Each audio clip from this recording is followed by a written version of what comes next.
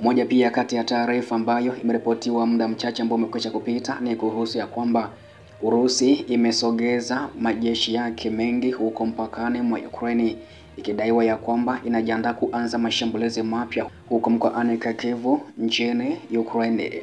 Urusi imeripotiwa ya kwamba huenda inajiandaa kufanya mashambulizi mapya huko nchini Ukraine kwa kusogeza majeshi yake mpakani kabisa mwa mkoa wa Kharkiv ulioko huko nchini Ukraine. Baada pia ya taarifa hii, taarifa nyingine ambayo utapata nafasi ya kuisikia muda huu ni kuhusu taarifa kuhusu watu karibu 50,000 wamekamatwa wakikimbia vita au kujiunga na vita huko nchini Ukraine, ambako pia ripoti hii imeripotiwa kwa undani kabisa. Hivyo basi nitakufahamisha hapa kuhusu chanzo ambacho pia kimepelekea hasa hao raia takribani au karibu 50,000 kukimbia huko nchini Ukraine. Urusi huenda inajiandaa kuanzisha mashambulizi mapya katika mkoa wa Kharkiv huko nchini Ukraine, kama ilivyoonyeshwa na kuongezeka kwa vikosi vyake karibu na mpaka wa huko Ukraine. Andriy Pohahibosi ambaye ni mkuu wa wafanyakazi wa kikosi cha 13 cha walinzi wa kitaifa wa katia wa Ukraine wameweza kuripoti hivyo saa chache ambazo zimekwisha kupita. Akizungumza na Suspline, Pohahibosi alisema ya kuwa Urusi inajaribu kusogeza majeshi yake karibu na line ya mawasiliano, lakini kufikia sasa imeshindwa kufanya mashambulizi hayo. Maandalizi yaliweza kuripotiwa yanaonyesha juhudi za Moscow kuzidisha vita licha wito wa Kiev na washirika wake wa kusitisha mapigano bila masharti wa siku 30. Kuna mrundikano wa wafanyakazi karibu na mpaka wa serikali, yaani kuna majaribio ya kuwahusisha wafanyakazi wa Urusi. Ni wazi wanajiandaa kwa operation za mashambulizi, na vikosi vyetu pia, yaani vikosi vya Ukraine vya ulinzi viko tayari kuzima mashambulizi hayo, alisema hivyo kiongozi huyo. Mwezi wa 4 inakumbukwa pia jeshi la Ukraine liliweza kuripoti ya kwamba vikosi vya Urusi vilikuwa vinajipanga upya na kujiandaa kwa shambulio jipya kwenye mkoa huo wa Kharkiv, ambapo Rais Volodymyr Zelensky pia alisema kuwa Moscow ilijaribu kusonga mbele huko mkoani Sami, ikiendelea na shinikizo lake kwa mikoa ya kaskazini mashariki mwa Ukraine kama sehemu ya kile Kiev ilichoeleza kuwa uvamizi mpya wa masika.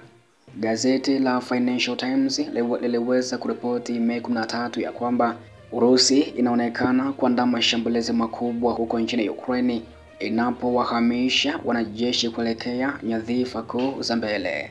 Urusi imekataa mapendekezo ya kusitisha mapigano isipokuwa kama yakiambatana na kusitishwa kwa msaada wa kijeshi kwa Ukraine na kuendelea na mashambulizi ya ardhini katika mashambulizi ya mbele na masafa marefu dhidi ya miundombinu ya Ukraine. Pia imeripotiwa ya kwamba takribani wanaume 49,000 wenye umri wa kuandikishwa wamekamatwa katika maeneo ya mpaka na vituo vya ukaguzi wakati wakijaribu kuvuka mpaka wa Ukraine kinyume cha sheria tangu kuanza kwa uvamizi kamili Februari ya mwaka 2022. Andriy Demichenko, msemaji wa huduma ya walinzi wa mipaka ya jimbo la Ukraine, amesema hivyo kuhusu taarifa hii. Ukraine inawakataza wanaume walio na umri wa miaka 18 hadi 60 kuondoka nchini humo chini ya sheria ya kijeshi ambayo iliweza kuanzishwa wakati wa kuzuka kwa vita vikubwa huko nchini Ukraine mnamo mwaka 2022. Mipango haramu ya kuvuka mpaka inazidisha uhaba wa wafanyakazi unaokabili wanajeshi wa Ukraine ambao pia hujitahidi kuzuia masomo ya Urusi mbele. Takribani watu 45,000 walizuiliwa katika maeneo ya mpakani ardhini au vituo vya ukaguzi kando ya mpaka, huku wengine 4,000 wakijaribu kuvuka mpaka kwa kutumia hati bandia na mbinu zingine haramu, kulingana na huduma ya walinzi wa mpaka ya Ukraine. Akizungumza kwenye televisheni ya taifa, Demichenko alisema ya kuwa takwimu hizo zinarejelea tu kipindi cha sheria za kijeshi nchini humo.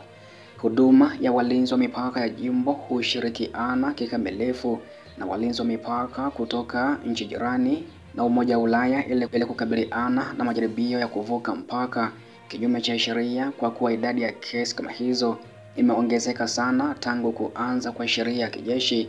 Msemaji huyo alisema hivyo. Mwezi wa kwanza mwaka huu, polisi wa kitaifa waligundua karibu njama 50 za wanaume wa Ukraine walio na umri wa kulazimishwa kuvuka mpaka kinyume cha sheria, wakiwashitaki washukiwa 60.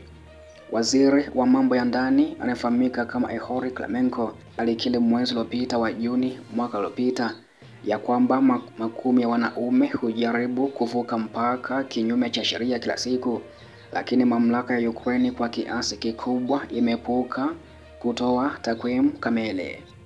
Na hicho pia ndicho ambacho pia kimeweza kuripotiwa kuhusu ya kwamba Urusi inaongeza au inapanga kuanzisha mashambulizi mengine makubwa hasa huko mkoani Kharkiv nchini Ukraine, ambako imeripotiwa ya kwamba au imeonyeshwa kwamba kuna ongezeko la wanajeshi wa Urusi ambao pia wamekuwa kisogezwa kwenye mpaka wa nchi hiyo au kwenye mpaka wa mkoa wa Kharkiv ulioko huko nchini Ukraine, ambako pia mkoa huo hata mwaka jana mwanzoni kabisa majira ya masika pia ilikumbwa na mashambulizi mengi sana kutoka Urusi, ambako pia baada ya mashambulizi ya huko Kursk ilisababisha baadhi ya operesheni za Urusi pia zikawa zimepungua kwenye baadhi ya mikoa ikiwemo pia huko Kharkiv. Hivyo basi ambacho kinasubiriwa kuona ni kuona je, ambacho pia kimeweza kuripotiwa na mamlaka kutoka nchini Ukraine, je, ni kweli kwamba Urusi imepeleka wanajeshi wapya katika mkoa huo, na je, ni kweli hayo mashambulizi mapya yataanza au la? Lakini pia hichi ambacho kimeripotiwa ya kwamba wanaume wengi wamekuwa wakikimbia huko nchini Ukraine, hasa pia kutokana na kwamba wanalazimishwa au kuna umri wao ambao unaruhusu pia kujiunga na jeshi. Imekuwa lazima kwamba kuanzia umri wa miaka 18 hadi 60 kwamba waweze kujiunga na vita. Hivyo pia hiyo imekuwa ikisababisha raia wengi ambao pia wapo kwenye huo umri kukimbia makazi yao au kukimbia nchini humo, wakihofia kwamba au wakihofia kujiunga na jeshi la Ukraine kwenda mstari wa mbele wa kivita kupigana na vikosi vya Urusi. Hivyo basi taarifa zingine ambazo pia zitajiri kutoka kimataifa au kutoka vita ya Urusi na Ukraine, basi pia nitazidi kufahamisha hapa. Cha msingi endelea kunitembelea kila siku na kila wakati, ili pia ripoti zote ambazo naziweka hapa au nazipandisha hapa kwenye chimbo letu la habari za kimataifa basi uweze kuzipata kwa muda mwafaka kabisa.